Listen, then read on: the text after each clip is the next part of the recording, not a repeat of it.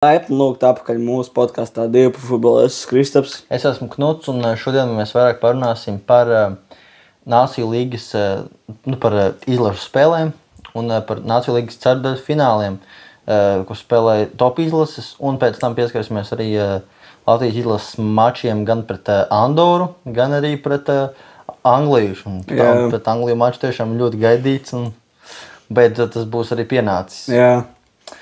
Bet sāksim ar Nāciju līgas ceturdaļu fināliem. Nīderlande pret Spāniju. Es biju diezgan pārsteigts, jo Spānija ņemot vērā pagājušo gadu bija ļoti labi, bet Nīderlanda arī ļoti labi, tā kā viss bez šeit diezgan godīgi. Jā, rezultāts bija neizšķirts 2-2, un svētdien būs tā kā jau atbildes mačs, un tad tajā izšķirsies, kurš tiks pusfinālā. Jā. Bet tiešām es gribu pateikt, ka Nīderlanda bija ļoti laba, jo viņiem uzbrukumā smēlē spēlē Memphis Depais, kurš spēlēja Brazīlijas klubā Corinthians. Plus viņam arī bija sarkanā. Spānijai bija priekšrocība. Jā, principā, Nīderlanda dabūja sarkano. Tā kā Spāņiem ir vēl kur, ja godīgi, kur augt līmeņa ziņā, protams. Tad nākamā spēle bija Horvātija, ļoti pārsteidzoši 2-0 vinēja Franciju. Es biju tik priecīgs. Jā, tā kā Horvātija vienkārši ir labāki. Viņi ir labāki. Es biju ļoti bēdīgs, ja godīgi, es vispār nebiju gaidījis rezultātu. Bet, manuprāt, Francijas sākuma sastāvs uzbrukums bija Dembelē, Bapē un Kolomāni. Savā starpā viņi baigi nav arī iespēlējušies, un arī aizsardzībā Konatē, kuram bija ļoti neveiksmīgs Champions League pret Parīzi un arī Angliskos fināls pret Newcastle, tas bija ļoti neveiksmīgs. Tāpēc viņš arī pieļāva principā kļūdas pirmajos gūtajos vārtos, un arī otrajā vārtā ļoti neveiksmīgi, bet veiksmīgi Ivans Perišičs no PSV kluba. Nīderlandes iest ļoti smugu golu no gaisa un panāca 2-0. Bet būs vēl atbildes mačs svētdien Francijā. Es cerēšu uz Francijas pārākumu 3-0.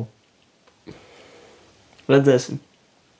Labi, tad būs kā būs. Tad Dānija, Portugāle ļoti pārsteidzoši. Dāņi vinēja 1-0 un iesit vārdus Rasmus Hojlunds, un viņš nosvinēja. To nevar izdarīt. Viņš izdarīja sui. Viņš besi. Viņš uztaisies Ronaldo acu priekšā, un tas bija ļoti patīkami. Sūds viņš ir. Kāds sakars ar viņu un Ronaldo? Es tiešām nesaprotu.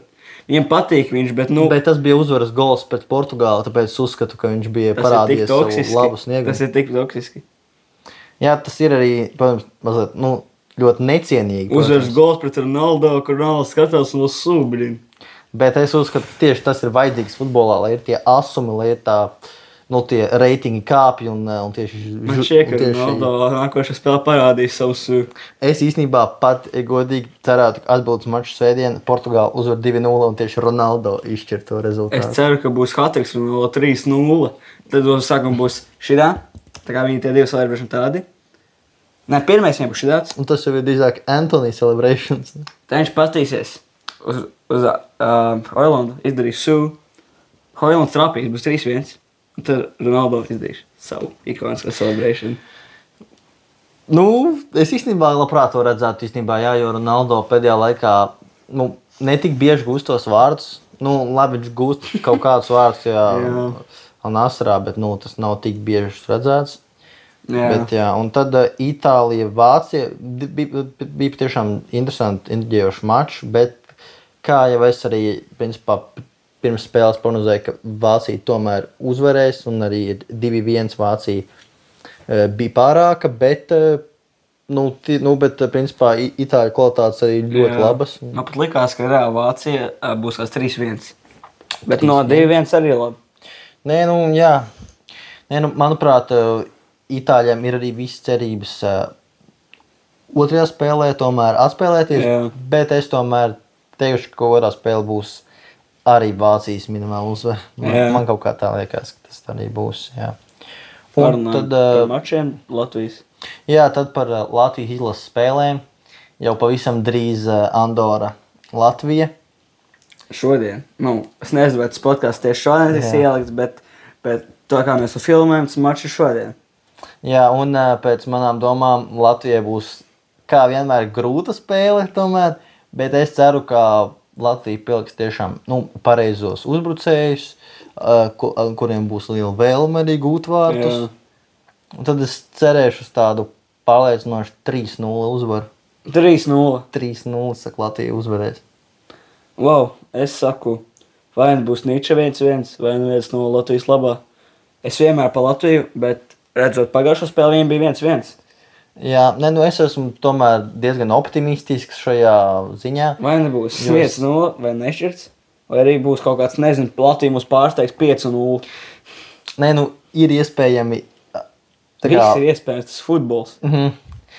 Šajā ziņā tiešām Latvija var arī zaudēt, būsim godīgi, bet var arī vinēt ar to pašu tiešām, kā teicu. Pareizam vārdsargam jābūt arī galvenais.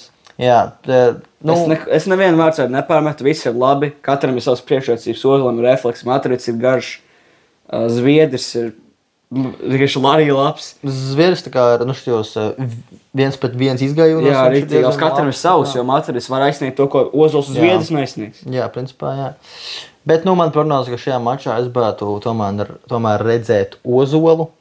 Tāpēc, ka pret Angļiem es tomēr dodu priekšrocību Matrevicam. Es arī tāpat domāju. Tāpēc, ka, Angļu tā kā spēlētāji ir, augumā ražanāki nekā Andors izlasē, un arī Matrevics ar savu auguma priekšrocībām tur ļoti noderētu.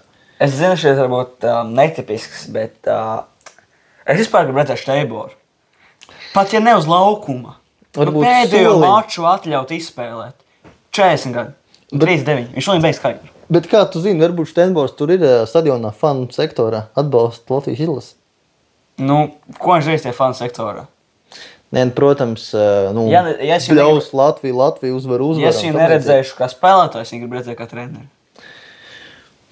Es teiktu, jā, ka viņam ir potenciāls kļūt par treneri, tīpaši kādā jauniešu klubā, es domāju, viņš varētu būt treneris arī. Es redzu, ka viņš nospēja būt pret Angliju spēlējis. Bet ja ne visu maču kaut 45, Maturicam 45 Šteiboram. Labi, kāds to prognozes par to nākamo maču pret Angliju, kā tev liekas? Vai nu mūs sagraus kārtīgi, vai nu būs kaut kāds sīvs mačs 5-4 Latviju labā, vai arī kaut kāda haļāva būs, mēs kaut kā neielaidīsim nevienu, un kaut kāds trends nedīšanas uz vārtos trāpīs, būs 1-0. Tad es nesaprotu, kāda bija tā problēma. Es pat nezinu. Vai nu knapa uzvara, vai nu liktīgi sagrāva. Pēc manām domām Latvija spēles sākumā spēlēs tā nedroši, manuprāt, tāpēc, ka būs Wembley stadions, daudz skatītāju. Bet, kad spēle jau būs tā kā ieskrējusies, es uzskatu, ka Latvija tiešām sāks vairāk iet uz priekšu, sāks spēlēt atbrīvotāk, brīvāk un arī veidosies, cerams, arī tie momenti biežāk. Es pat teikšu, ka Latvija gūs vārds. Es saku, viņa gūs vārds Wembleyā, un es gribu, lai tas ir Raimonds Krols, kurš gūs vārds. Bet, protams, es ļoti priecāšos par jebkuru spēlētāju, kurš gūs vārds. Bet es prognozētu kaut kādu 4-1 Angļu tomēr uzvaru. Tāpēc, ka no Angļi ir Angļi, viņiem ir labi uzbrucēji, kā Rashfords, Harry Kanes, Bēlingams un arī citi, protams, ļoti labi. Es jau gribētu, lai Uldričs trāpa, bet viņš diemžēl nebūs. Jā, viņa trauma. Tā kā es saku, Gutkovskis trāpīs. Jā, Gutkovskis arī ļoti labs šo sezonu. Un tā šodien beigsim podcastu. Jā, tas arī tad būs viss un tiekamies citos mūsu video. Paldies! Atā!